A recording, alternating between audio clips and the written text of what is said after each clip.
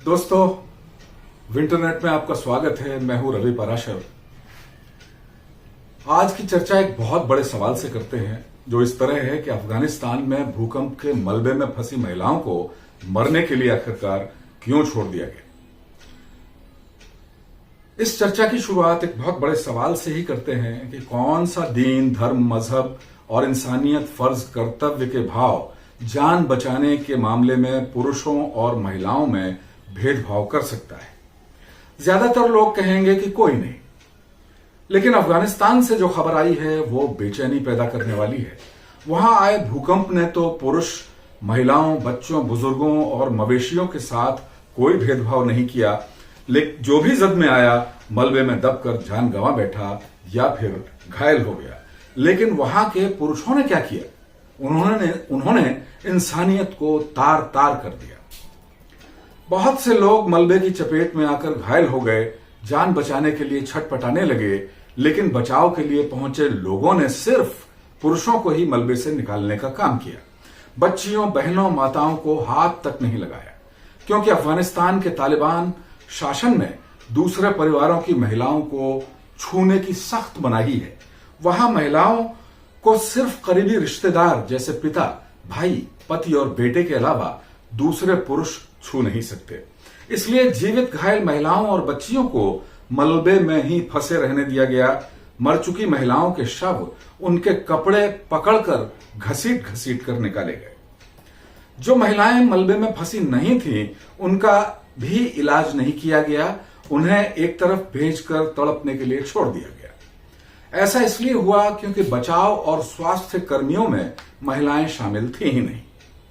तालिबान ने महिलाओं की उच्च शिक्षा पर पाबंदी लगा रखी है, क्योंकि मददगारों में महिलाएं शामिल थी ही नहीं, तो जिन बहुत सी महिलाओं की जान बचाई जा सकती थी, वे धार्मिक, सामाजिक कट्टरवाद और दकियानूसीपन का शिकार होकर तड़प तड़प कर मर गए।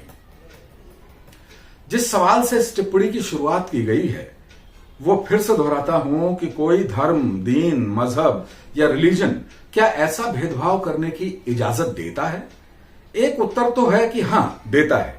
तभी तो अफगानिस्तान में भूकंपग्रस्त इलाकों में पीड़ित महिलाओं और बच्चियों को मरने या फिर बुरी तरह छटपटाने के लिए छोड़ दिया गया। अब बड़ा सवाल यह है कि अगर इस्लाम में पुरुष और महिलाओं के बीच ऐसे भेदभाव को जायज ठहराया गया है, तो क्या यह किसी स्तर पर भी उचित है? क्या किसी इमरजेंसी के दौरान भी इस तरह का भेदभाव किया जाना चाहिए? इस्लाम के जानकारों को इस बड़े सवाल का स्पष्ट उत्तर देना चाहिए। जहां तक मेरी जानकारी है, भारत समेत मुस्लिम वर्ल्ड से अभी तक इस मामले में किसी तरह की मजम्मत नहीं की गई है, विरोध का कोई स्वर उठा नहीं है। भारत में तो इस तरह का कोई भेदभाव नहीं है। गैर इस्लामी धर्मों के डॉक्टर मुस्लिम महिलाओं का इलाज करते हैं, उनका ऑपरेशन करते हैं, तो किसी को कोई एतराज नहीं होता। तो क्या भारतीय मुस्लिम समुदाय के बुद्धिजीवी अफगानिस्तान में महिलाओं के साथ हुए अमानवीय बर्ताव के विरोध में कुछ बोलेंगे? कम से कम मुस्लिम महिलाओं को तो इस मामले में आवाज बुलंद करने की जरूरत है। अब एक तथ्य और जान लेते हैं, जो इस चर्चा के लिए थोड़ा मुझे लगता है आवश्यक है, कि आजादी की लड़ाई के दौरान भारतीय मुसलमानों ने साल 1919 में भारत में लखनऊ से शुरू हुए खिलाफत आंदोलन का भरपूर समर्थन किया था। यह आंदोलन तुर्की के खलीफा को लेकर ब्रिटेन की नीति के विरोध में शुरू हुआ था। तुर्की में खलीफा के शासन की बहाली के लिए 1924 तक भारत में चले इस आंदोलन को महात्मा गांधी मुस्लिम हिंदू एकता को बढ़ावा देने के कारगर मंच के तौर पर देख रहे थे। लेकिन क्या आज तक ऐसा हो पाया है? ये बहुत बड़ा सवाल है। इजराइल हमास के बीच चल रहे युद्ध के दौरान फिलिस्तीन के समर्थन में बहुत से भारतीय मुसलमान बुद्धिजीवी बहसों के तमाम मंचों पर मुखर रहते हैं। मुस्लिम त्योहारों के जलसों और जुलूसों में फिलिस्तीन के झंडे इस्लामिक एकता के नाम पर फहराए जाते हैं। भारतीय लोकतंत्र में ऐसा करना किसी तरह जायज है क्या? कथित मुस्लिम बुद्धिजीवियों की बात तो छोड़िए, विपक्षी राजनीतिक पार्टियों के कई बड़े नेता भी खुलकर फिलिस्तीन का समर्थन करते नजर आते हैं। फिलिस्तीन का समर्थन करना सिरे से गलत नहीं है, लेकिन हमास की अमानवीय रक्त रंजित करतूत के बाद इजरायली प्रतिक्रिया के विरोध में ऐसा करना बिल्कुल सही नहीं हो सकता।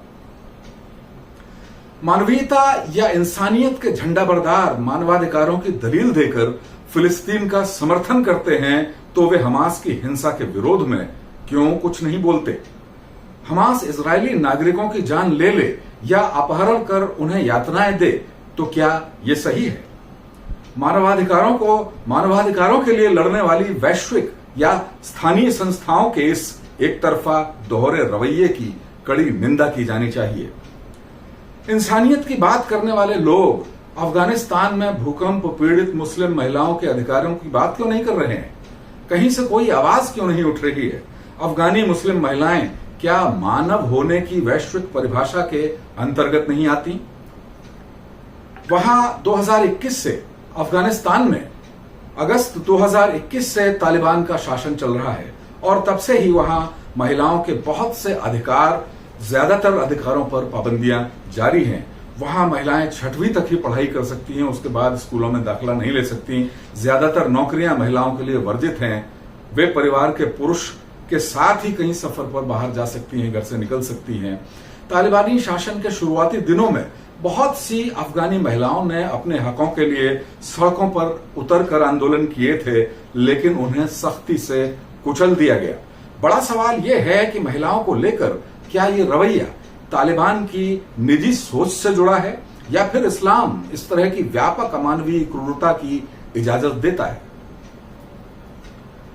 फिर एक बड़ा सवाल यह भी है कि अगर इस्लाम में महिलाओं के अधिकार सीमित और संकुचित किए गए हैं तो फिर सऊदी अरब महिलाओं के लिए आजादी के कुछ झरोखे क्यों खोल रहा है, क्यों खोल पा रहा है? असल में क्या सऊदी अरब कट्टर मान्यताओं और परंपराओं को दरकिनार कर इस्लामिक आधार से विचलित हो रहा है? अगर यह संभव है तो फिर ज्यादातर मुस्लिम बुद्धिजीवी आज की सभ्य दुनिया में इस्लाम की मान्यताओं में किसी तरह के बदलाव या विचलन की हिमायती दबी जुबान से भी क्यों नहीं है? यानी भाई, आप अगर सऊदी अरब में जो सुधार हो रहे हैं सामाजिक व्यवस्था में महिलाओं की हैसियत को लेकर, तो फिर दूसरे मुस्लिम देशों में क्यों नहीं हो सकते? इस पर कोई बहस, इस पर कोई विमर्श क्यों नहीं खड़ा होना चाहिए? विशुद्ध मुस्लिम देश सऊदी अरब महिलाओं के हकों में इजाफा कर रहा है तो भारत के ज्यादातर मुस्लिम बुद्धिजीवी एक साथ 3 तलाक और हलाला जैसी कुरीतियों को दूर कर सुधारवादी रवैया क्यों नहीं अपना रहे हैं, क्यों नहीं अपना सकते? जब इस्लाम पनपा तब के और आज के हालात में जमीन आसमान का अंतर है। दुनिया बर्बरता को छोड़कर बहुत ज्यादा सभ्य और लोकतांत्रिक हुई है। ऐसे में कुरीतियों को दूर करना बहुत जरूरी है। पश्तो भाषा में तालिब का अर्थ होता है ज्ञान की खोज में रहने वाला, यानी छात्र। तालिबान तालिब का बहुवचन है। इस तरह तालिबान का मतलब हुआ पढ़ने लिखने वाले व्यक्तियों का समूह। पढ़ा लिखा कोई समाज या संगठन महिलाओं के पढ़ने लिखने पर पाबंदी लगाए तो आप क्या कहेंगे? जरा सोचिए कि तालिबान के 4 साल के शासन में अगर अफगानिस्तान की बहुत सी बेटियां उच्च शिक्षा हासिल कर डॉक्टर या स्वास्थ्य कर्मी बन गई होती तो भूकंप पीड़ित इलाकों में बहुत सी बहन बेटियों की जान बचा ली गई होती। वैसे सवाल तो ऐसे नियम कायदों पर ही उठाए जाने चाहिए जिनके तहत बुरी तरह घायल या किसी और इमरजेंसी में घिरी किसी महिला को कोई पुरुष छू ही नहीं सकता। सड़क हादसों में किसी के घायल होने पर या तो आम आदमी ही शुरुआती मदद करते हैं या फिर सरकारी नुमाइंदे घायलों को अस्पताल ले जाते हैं। ऐसे में पुरुष और महिलाओं के बीच इस तरह का भेदभाव मानवता के लिए पूरी तरह खिलाफ है, मानवता के पूरी तरह खिलाफ है। अफगानिस्तान की खबर न्यूयॉर्क टाइम्स ने भी प्रकाशित की है। भारतीय प्रिंट मीडिया की नजर भी इस पर पड़ी है, लेकिन भारत समेत दुनिया में कोई सकारात्मक हल्ला नहीं हुआ। क्या यह सही वक्त नहीं है कि जब इस मसले को विमर्श बनाकर, सकारात्मक विमर्श बनाकर, बड़ा मुद्दा बनाकर अंतर्राष्ट्रीय स्तर पर बातचीत की जाए? जरा सोचिए। धन्यवाद।